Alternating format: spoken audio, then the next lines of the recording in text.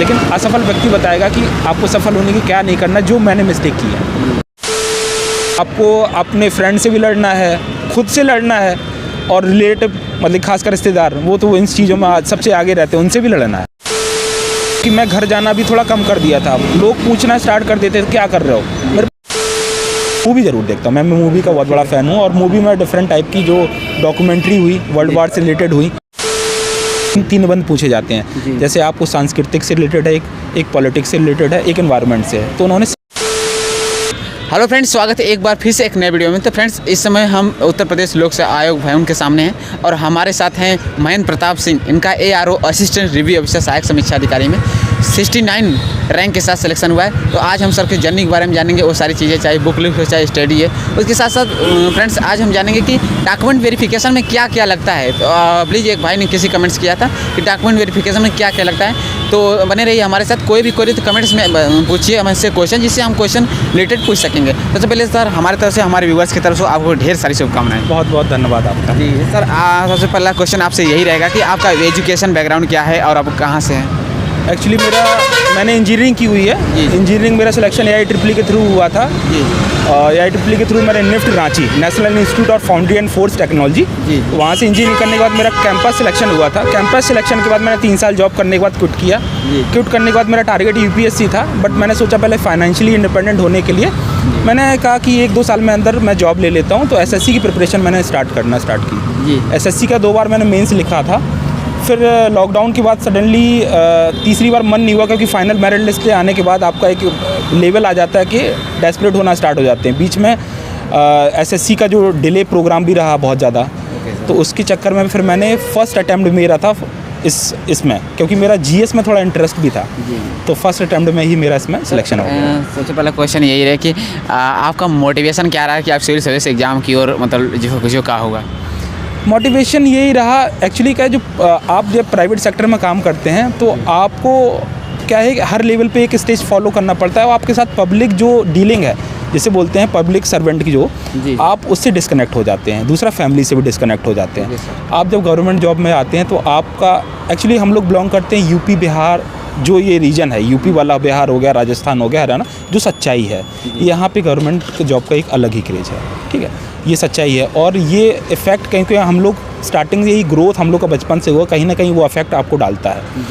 एक तो ये मोटिवेशन रहता है कि फैमिली वाले का आपका वो रहता है कि आप कोई गवर्नमेंट सर्वेंट बनना है। मेरी फैमिली में ऑलरेडी मेरे फादर, मेरे भाई, सिस्टर सभी गवर्नमेंट जॉब में है, तो सबसे पहला मोटिवेशन मेरी फैमिली से ही आया कि आप गवर्नमेंट जॉब में जाइए। दूसरी बात कि आप यदि उस पद पे जाते हैं, UPSC का हुआ, तो आपको एक अलग मल्टीटास्किंग का आपको ऑफ़र मिल जाता है। आपका मोनोटोनस जॉब कभी नहीं रहती है। आप क्योंकि क्या है कि आपको डेली चैलेंजेस आपकी लाइफ में आने वाले हैं, आपको पता नहीं अगले दिन क्या चैलेंज आने वाले हैं। सबसे बड़ा मोटिवेशन मेरा मोनोटोनस लाइफ, मेरे हिसाब से, अब सबका अपना अपना पर्सपेक्टिव है, मेरा मोनोटोनस लाइफ जीने का कोई वो नहीं है, ये रहा। ओके सर, तो सर थोड़ा सा एक भाई ने कमेंट्स किया था, इसके जानेंगे कि तो इसमें डॉक्यूमेंट वेरिफिकेशन में क्या क्या लगता है और प्रोसेस क्या है, और अंदर जाने के बाद क्या वो साइन करा रहे हैं या फिर पहचान कर रहे हैं आप? डॉक्यूमेंट वेरिफिकेशन बहुत ही सिंपल इसमें होना है जी। आप जैसे ही रिजल्ट निकल आता है, उसके विदिन 1 वीक एक विज्ञप्ति निकलती है कि आपको डॉक्यूमेंट्स इस डेट से इस डेट को आपको कराना है जी। इसके बाद वो उन्होंने अपना डॉक्यूमेंट वेरिफिकेशन में लिखा हुआ था, जो आपने हार्ड कॉपी मेंस के एग्ज़ाम के फॉर्म भरते समय आपने सबमिट की हुई थी जी, उसके आपको प्रिंट आउट निकालने हैं। इसके बाद लोक सेवा आयोग अपनी विज्ञप्ति में लिखता है कि 1 हफ्ते के अंदर वेबसाइट में एक नोटिस होगा, उसमें अपने डॉक्यूमेंट्स जो आपने फॉर्म फिलअप करते समय फिल किए थे वो आपको डाउनलोड कर लेने हैं। उसमें 4 फॉर्म निकलते हैं, एप्लीकेशन फॉर्म, इसके बाद अटेस्टेशन फॉर्म, और आपकी अंक तालिका निकलती है, एक देसर पत्र निकलता है। ये आपको 4 फॉर्म निकालने हैं। इसके बाद एकेडमिक के साथ आपको अटेस्ट कर लेना है, और एक सादा पेज में आपको 2 फ़ोटो लगा के गजेस्टेड ऑफिसर से सिग्नेचर कर लेना है। 2 फ़ोटो आपको पंच करनी है, आपको इन सब की 2 प्रति बनानी है, 2 प्रति ले जाके आपको जमा करनी है। सिंपल प्रोसेस है। जैसे ही आप एंट्री करेंगे आपको वहाँ पे ओरिजिनल भी लग रहा है सर? ओरिजिनल कोई नहीं लग रहा है आपको। ओरिजिनल वहाँ पे मैचिंग कराने के लिए ओरिजिनल है, ओरिजिनल डॉक्यूमेंट्स नहीं लगते हैं जी। इसमें सर क्या जैसे ग्रेजुएशन के मार्कशीट और इसके अतिरिक्त भी कोई चीज़ें जैसे वो नहीं, सिंपल है। हाई स्कूल की मार्कशीट, अभी तो नया फॉर्मेट आने लगा है, हम लोग पुराने फॉर्मेट में मेरा था, अलग सनद और मार्कशीट अलग थी। तो आप ये जैसे हाई स्कूल हुआ, इंटरमीडिएट हुआ, ग्रेजुएशन के यदि सेमेस्टर है तो सेमेस्टर वाइज, यदि आपका ईयर वाइज है तो ईयर वाइज लगाइए। आप अपनी डिग्री लगाइए, डिग्री के बाद आप यदि कैटेगरी में हैं तो आपको निवास और जाति लगाना पड़ेगा। आपने यदि कोई ARO में, जैसे आपको पता है कि स्पेशल डिग्री लगती है, PGDCA हुआ, O लेवल हुआ या जो भी हुआ XYZ, तो वो आप अपना लगाइए बस। सर आप जानेंगे कि आपने तैयारी के लिए कोई कोचिंग लिया था, सेल्फ स्टडी करते थे? मैंने एक्चुअली सेल्फ स्टडी की हुई थी, क्योंकि मैं ऑलरेडी दो बार मेंस लिख चुका था SSC का, तो मेरा GS में इंटरेस्ट था, तो मैंने पढ़ना स्टार्ट किया बुक से। मेरे मल्टी सोर्सेस रहे, कभी एक सोर्स रहा नहीं मेरा एक्चुअली। मैंने सबसे पहले स्टार्ट किया NCERT अपनी निपटाई। NCERT के बाद मैंने घटना चक्र से पहले मैंने परीक्षा वाणी निपटा ली थी। जब परीक्षा वाणी मेरी निपट गई और ये NCERT निपट गई, फिर मैंने घटना चक्र पूर्वावलोकन आता है, उसमें क्या है कि आपके क्वेश्चंस पीछे दिए हुए रहते हैं, आप उनसे लगाइए, उससे मोटिवेशन मिलेगा। फिर जब मैंने ये कंप्लीट कर लिया, कंप्लीट करने के बाद फिर मैंने यूट्यूब का भी बहुत सहारा मिला मेरा। जैसे स्टडी फॉर सिविल सर्विस का सुना होगा, तो उन्होंने टेलीग्राम में बहुत से इनिशिएटिव चलाए हुए थे, उनका भी लिया। लास्ट में मेरे एक फ्रेंड ने सलाह दी, डिकोड एग्ज़ाम करके एक आपने नाम सुना होगा, यूट्यूब में है, उनका एक एप्लीकेशन है।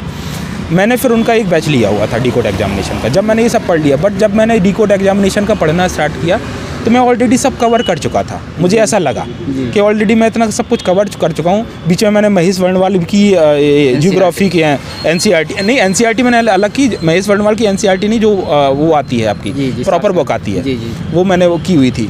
तो जब मैंने डिकोड एग्ज़ाम का लिया तो मुझे लगा कि इन्होंने सब किसी का NCERT उठा के जहाँ किसी से अच्छा मटेरियल है उन्होंने कंपाइल किया है, same as study for civil service ने भी किया हुआ है।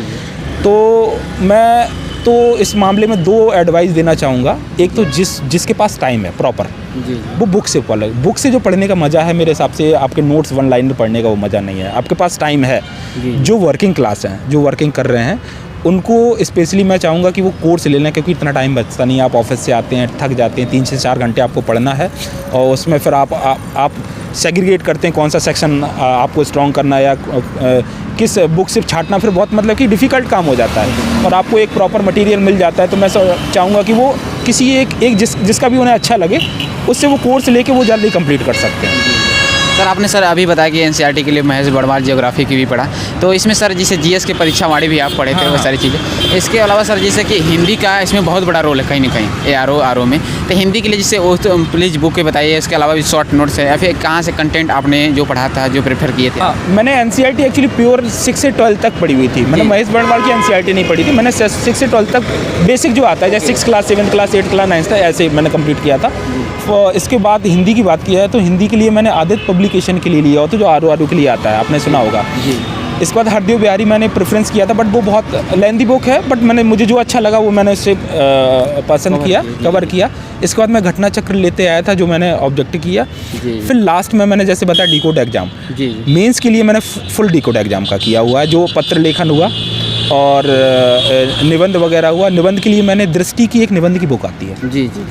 एक्चुअली क्या है, जब आप लोक सेवा का एग्जाम देंगे तो उसमें 3 सेक्शन दिए निबंध के, तीन निबंध पूछे जाते हैं। जैसे आपको सांस्कृतिक से रिलेटेड है, एक पॉलिटिक्स से रिलेटेड है, एक एनवायरनमेंट से है। तो उन्होंने बाई फॉरगेट करके दिए हुए हैं दृष्टिकोण, और सेम डिकोड एग्जाम ने भी दिए हुए थे। और लेटेस्ट जो आते हैं, बाकी मैं न्यूज़पेपर डेली पढ़ता था।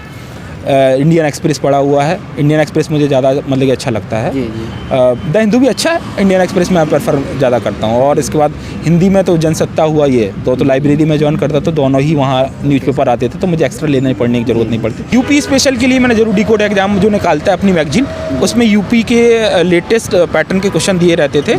और स्टडी फॉर सिविल सर्विस में कुछ हमेशा डेली निकालता है, वो यूपी स्पेशल के भी निकालता है, करंट के निकालता है। सर जैसे क्या जैसे यूपी स्पेशल के लिए हर मंथ आती है कि या फिर अलग से जब एग्जाम आता है तब आता है? नहीं, इनकी हर मंथ आती है। हर मंथ में जो योजना निकलती हैं हर मंथ आती है। अब डिकोड एग्जाम आप करेंगे हर मंथ के लिए अलग अलग से पढ़े? हाँ, हर मंथ का अलग अलग। थोड़ा जानेंगे सर, आप तैयारी आप कहाँ से किए थे, यहाँ इलाहाबाद या फिर अपने घर से? मैंने सेल्फ किया हुआ था, लाइब्रेरी मैंने ज्वाइन किया हुआ था। मेरे कहाँ रख इलाहाबाद में किया? मेरे ब्रदर रहते हैं यहाँ पे, वो टीचर हैं झलवा में।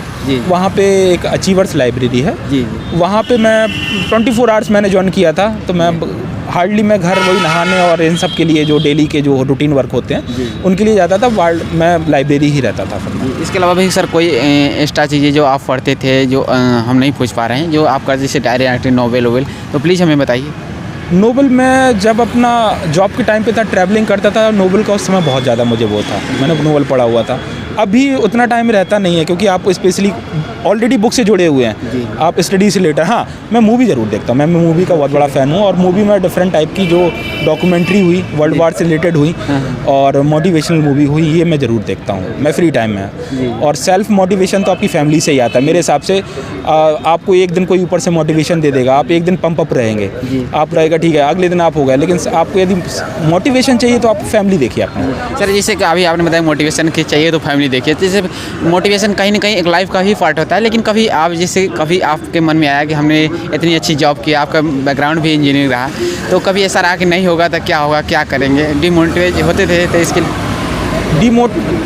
देखो लाइफ में एक ऐसा फेज हो जाता है, जैसे मेरा 2 बार मेंस में नहीं हुआ था, तो लाइफ में ऐसा फेज हो जाता है कि आप सबसे कटना चाहते हैं। ये एक सिंपल ह्यूमन प्रोसेस है। ये आपको लगता है मैं किसी से बात ना करूं, क्योंकि मैं घर जाना भी थोड़ा कम कर दिया था। लोग पूछना स्टार्ट कर देते थे क्या कर रहे हो, मेरे पास कोई जॉब नहीं हो, मैं ऑलरेडी जॉब क्विट करके नया प्रिपरेशन करना स्टार्ट कर रहा था। तो एक लाइफ का फेज था, आप अकेला एलोन लेना फील करोगे कि यार कुछ नहीं अब ज़िंदगी में, तो वो फेज आता है, आपको उससे उभरना है। मैंने झेला हुआ है और जितने भी तैयारी करने वाले हैं वो भी झेलते हैं कि वो घर नहीं जाते हैं इसी चक्कर में कि लोग पूछना स्टार्ट कर देंगे।